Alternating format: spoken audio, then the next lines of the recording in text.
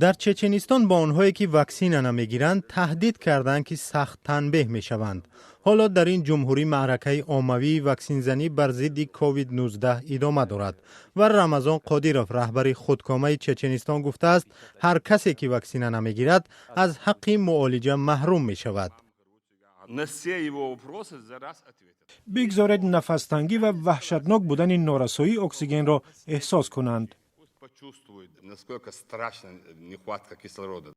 بعدی چنین هشدار قادیروف معرکه واکسن زنی در چچنستان صورت گرفت. تا آخر ماه از میان 1,400,000 نفر از اهالی جمهوری 220,000 نفر واکسن گرفتند که از بلندترین نشاندادها در روسیه است. عین زمان سرایت کرونا ویروس هم زیاد شده است و الخان سلیمانوف وزیر تندرستی آینده تیره را پیش بینی می‌کند.